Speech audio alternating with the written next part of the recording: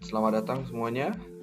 Saat ini saya akan mempresentasikan mengenai laporan dari kecerdasan buatan.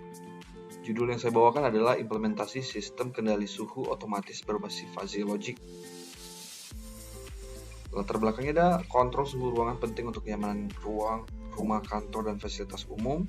Sistem HVAC memerlukan pengaturan suhu adaptif yang mampu merespon perubahan lingkungan.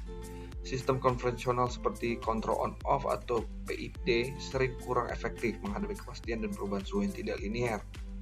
Jadi logika fuzzy menawarkan solusi fleksibel dengan menggunakan istilah linguistik seperti dingin, sedang, dan panas, sehingga memberikan respon yang lebih halus dan prediktif.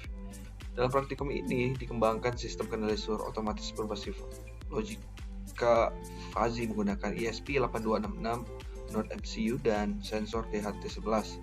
Data suhu dikirim real-time ke komputer melalui serial, diproses dengan Python, dan hasil rekomendasi suhu ideal ditampilkan di LCD 1602 I2C serta divisualisasikan dengan grafik fungsi anggota fuzzy. Rumusan masalah adalah bagaimana mengukur suhu ruangan secara real-time menggunakan sensor DHT11, bagaimana mekanisme logika fuzzy dalam menentukan suhu ideal AC berdasarkan pembacaan sensor. Baru bagaimana hasil pengembangan logika fuzzy dalam memvisualisasikan untuk meningkatkan pemahaman, bagaimana cara menampilkan informasi suhu dan hasil inferensi secara langsung melalui layar LCD. Manfaatnya adalah praktikum ini memberikan pengalaman langsung dalam implementasi logika fuzzy pada sistem embedded and IoT, serta menjadi dasar pengembangan sistem HVAC pintar yang mampu merespon kondisi suhu lingkungan secara cerdas. Selain itu, praktikum ini juga menunjukkan aplikasi konkret pemrograman Arduino dan Python dalam mengintegrasikan sensor dan logika inferensi. Hal yang dipakai adalah ESP Node MCU, sensor suhu DHT11, LCD 1602, I2C, kabel jumper, laptop Arduino IDE, dan Python.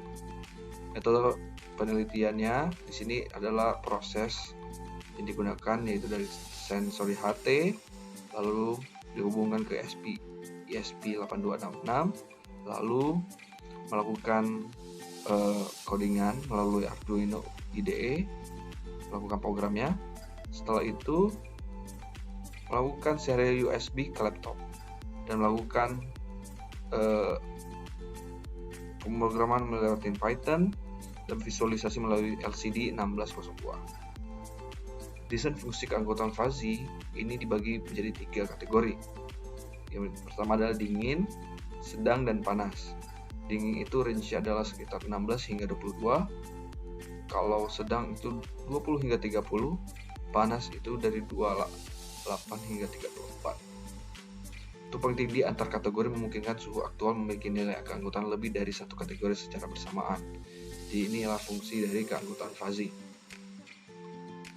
Berikutnya adalah aturan inferensi fuzzy.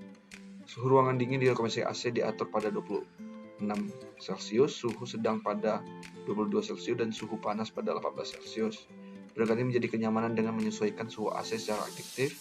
Kemudian hasilnya dihitung dengan metode diffusifikasi weighted average. Proses diffusifikasi dan perhitungan output ini dihitung dengan metode rata-rata pertimbangan menggunakan nilai keanggotaan fuzzy suhu aktual menjadi rekomendasi suhu AC dengan rumus. Jadi di sini adalah rumusnya, suhu AC sama dengan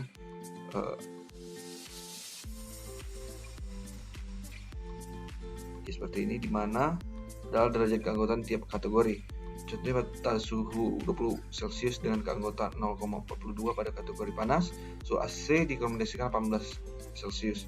Metode yang populer karena menghasilkan output yang halus dan intuitif untuk kontrol suhu.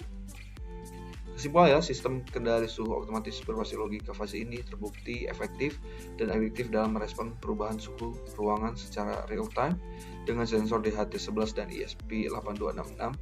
Data suhu dikirim ke komputer dan diproses menggunakan Python untuk menentukan rekomendasi untuk suhu AC berdasarkan 3 kategori linguistik: dingin, sedang, dan panas. Metode diffusifikasi rata-rata pertimbangan menghasilkan output yang halus dan realistis.